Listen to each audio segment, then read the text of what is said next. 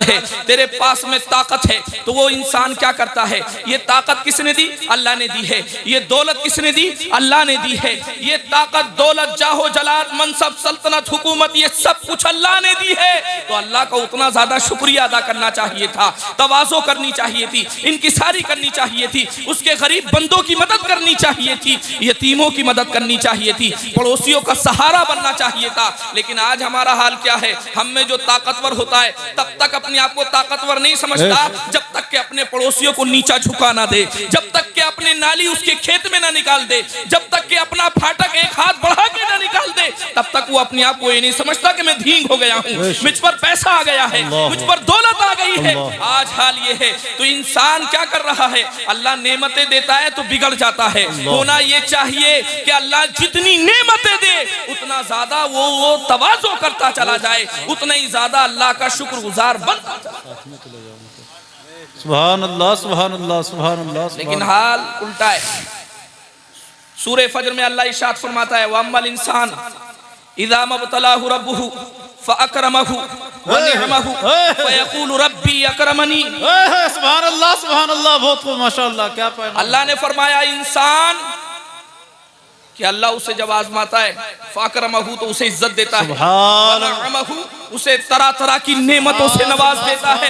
तो बंदा क्या कहता है? फयक़ूलु रब्बी अकरमनी, मेरे रब ने मुझे इज्जत से नवाज दिया है, मेरे रब ने मेरी तकरीम कर दी है।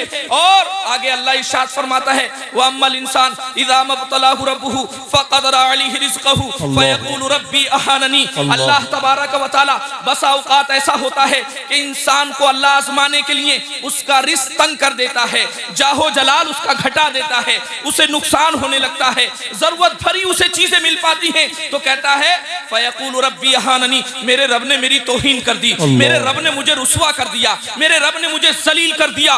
कल्ला बल्ला तुकरिमूनल यतीम। अल्लाह फरमाता हरगिज नहीं, तुम्हारा ये जो नजरिया है, अगर दुनिया से हिस्सा मिल जाए तो अल्लाह ने हमारी ताज़ीम कर दी, अल्लाह ने हमें इज्जत बख्श दी। तुम्हारी ये जो सोच है, अगर फक्र फाका हो जाए तो अल्लाह ने हमें रुस्वा कर दिया। हरगिज मामला ऐसा नहीं है, बल्कि मामला ये है, अगर अल्लाह इज्जत दे, जाहो जलाल दे, नेमतों से नवाजे तो तुम अल्लाह के बंदों के काम, यानी उस नेमत और उस दौलत को जरिया बनाओ ताकि तुम्हारा रब तुमसे राजी हो जाए, ताकि तुम्हारे रसूल तुमसे राजी हो जाए। और अगर फक्र फाके का हालात पैदा हो जाए तो तुम सब्र करो ताकि अल्लाह तुम्हें उसका बेहतरीन सुभान अल्लाह, सुभान अल्लाह। नारे तकबीर, नारे तकबीर, नारे तकबीर, नारे तकबीर, नारे रिसालत, नारे रिसालत। सुभान अल्लाह, सुभान अल्लाह, सुभान अल्लाह, सुभान अल्लाह, बहुत माशाअल्लाह। आजकल लोगों का हालात ऐसे हैं, किसी को नुकसान घाटा हो जाए, बोले यार हम तो नमाज भी पढ़े हैं, अल्लाह अकबर, रोजा भी रखे हैं, हम तो मौलाना लोगों से मोहब्बत कर रहे हैं, मुसाफा भी करते रहे, हमें घाटा हो जाए। और वो देखो न एक वक्त की नमाज पढ़ने आता, न रोजा रखे, रमजान में भी खाता पीता फिर है वो, और पड़ोसियों को भी तंग कर रखा उसने, अल्लाह भी भरे कोई भरे। लोग ये समझते हैं दौलत का आना बेशक हक, ये इस बात की दलील नहीं है कि अल्लाह राजी है। हक हक, बेशक। कभी कभी अल्लाह दुश्मन को दौलत देता है और मुखलिस बंदे को फक्र में और तंगदस्ती में मुब्तला कर देता है। ये अल्लाह की हिकमतें हैं, ये पैमाना नहीं है कि अल्लाह उससे राजी है तो वो फला मनसब पा गया है, अल्लाह उससे राजी इसलिए उसे फायदा हो रहा है। नहीं नहीं, हाँ दौलत भी कोई बुरी चीज नहीं है, अगर दौलत हो और दौलत का हक अदा होता है, इज्जत हो, अल्लाह वकार दे, नेमतें दे और तुम उसके शुक्रगुजार बनते बनते चले जाओ तो दौलत बुरी चीज नहीं है। लेकिन अगर दौलत हो और बखील हो जाए, दौलत हो यानी ज़कात फर्ज है और ज़कात अदा ना करे, वो वाजिबात को अदा ना करे, वो अल्लाह के जो कमजोर बंदे हैं उनका ख्याल ना करे, तो वो दौलत नेमत नहीं बल्कि सहमत है। और अगर इंसान फाके में मुब्तला हो जाए, मुसीबतों में मुब्तला हो जाए, नादारी में मुब्तला हो जाए और वो अल्लाह का शिकवा करे, शिकायत करे, अल्लाह से नाराजगी इख्तियार करे, समझ लो उसके लिए हलाकत है। लेकिन अगर फक्रो फाके में रहा लेकिन अल्लाह का शुक्र अदा करता रहा, फक्रो फाके और मुसीबतों पर सब्र करता रहा, तो सरकार फरमाते हैं सब्र का बदला जन्नत ही है। सुभान अल्लाह, सुभान अल्लाह, सुभान अल्लाह, सुभान अल्लाह, बहुत खूब, माशाअल्लाह, सुभान अल्लाह। क्या दुरूद बात पाक है। पढ़ने अल्लाहुम्मा सल्ली अला सय्यिदिना व मौलाना मुहम्मद व बारिक व सल्लिम सलातम व सलामन अलैका या रसूल अल्लाह सल्लल्लाहु अलैहि अब ये जिक्र की बातें की तो बाद लोग कह सकते हैं मियाँ अल्लाह के जिक्र की तो बात है और तुम तो नबी के जिक्र की बात कर रहे हो। इस पे भी दो चार बातें सुन लें। क्या बात कुरान करीम में वरफ़अना लका ज़िक्रक, है। सुभान अल्लाह। हमने आपके लिए आपके जिक्र को बुलंद कर दिया। काज़ी अयाद रहमतुल्लाहि ताला अलैह ने शिफा शरीफ में इस आयत की तफसीर में फरमाया, एक रिवायत नकल की है कि जिब्रील अमीन आए सरकार के पास और जिब्रील अमीन ने कहा है अल्लाह के रसूल मेरा और आपका रब फरमाता है कि मैंने आपके लिए आपके जिक्र को बुलंद कर दिया है। क्या आप जानते हैं अल्लाह ने आपके जिक्र को कैसे बुलंद कर दिया है? तो सरकार फरमाते हैं अल्लाहु आलम अल्लाहु व रसूलुहु आलम। और यहाँ रसूल से मुराद सरकार नहीं बल्कि जिब्रील अमीन है। तवाज़ो के तौर पर सरकार फरमाते हैं अल्लाह तो जानता है ये हकीकत है, उसके बाद में व रसूलुहु यानी यहाँ हु की ये जो रसूल मुराद है वो जिब्रील अमीन है। तो उसके बाद जिब्रील अमीन कहते हैं कि रब फरमाता है जअलतुका ज़िक्रम मिन ज़िक्री, ए महबूब मैंने आपको अपना जिक्र बना दिया है।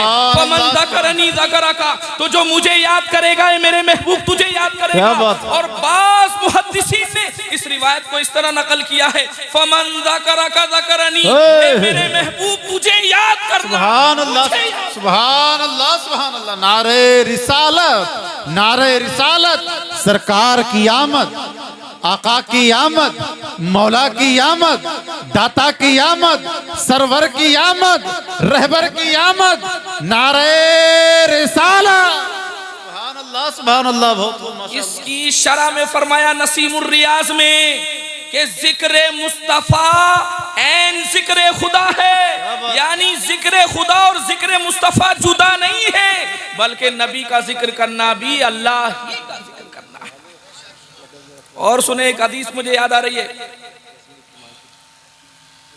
हजरत आदम अला नबीना सुभान अल्लाह सुभान अल्लाह। बहुत अलैहिस्सलातु व तस्लीम हजरत शीस अलैहिस्सलाम को नसीहत करते हैं, वसीयत करते हैं। क्या बात है। हजरत शीस अलैहिस्सलाम भी नबी हैं। वो कहते हैं व कुल्लमा ज़करतल्लाह फ़ज़कुर इला जंबिही इस्मा मुहम्मद सल्लल्लाहु तआला अलैहि वसल्लम। ए मेरे बेटे जब जब तू अल्लाह का जिक्र करे अल्लाह के जिक्र के साथ हजरत मोहम्मद सल्लल्लाहु तआला अलैहि वसल्लम का भी जिक्र कर। सुभान अल्लाह सुभान अल्लाह सुभान अल्लाह सुभान अल्लाह। उसकी वजह बयान करते हैं कि जब अल्लाह ने मुझे पैदा किया मैंने आंखें खोली तो मैंने अर्श के पायों पर अल्लाह के नाम के साथ साथ हजरत मोहम्मद का नाम भी लिखा हुआ देखा है।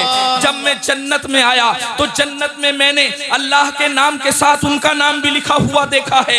मैंने सिदरा के पत्तों पर, मैंने जन्नत के बाग में जितने बाग के जितने पेड़ हैं उन तमाम के पत्तों पर अल्लाह के नाम के साथ में उनका नाम भी लिखा हुआ देखा है। ए मेरे बेटे कसरत के साथ में उनका नाम लेना, क्योंकि फरिश्ते हर लम्हा उनके नाम का तस्करा करते हैं। सुभान अल्लाह। हज़रत आदम फरमाते हैं कि जब मैंने अल्लाह से दुआ की थी ए अल्लाह तू मेरी वो लग़्ज़िश माफ फरमा दे, तो मैंने उन्हीं के वसीले से दुआ की थी। तो अल्लाह ने मुझसे पूछा था ए आदम मैंने तो अभी भी अपने महबूब को पैदा भी नहीं किया है, तुम उन्हें किस तरह जानते हो? तो अल्लाह को मैंने यही बताया था ए अल्लाह जहां तेरा नाम लिखा हुआ देखा वहां उनका नाम भी लिखा हुआ देखा।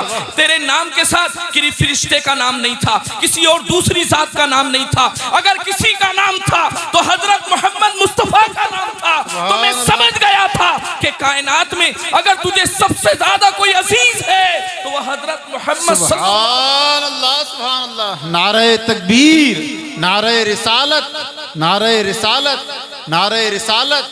लब्बैक या रसूल अल्लाह, लब्बैक लब्बैक लब्बैक या रसूल अल्लाह, लब्बैक लब्बैक लब्बैक या रसूल अल्लाह। सुभान अल्लाह।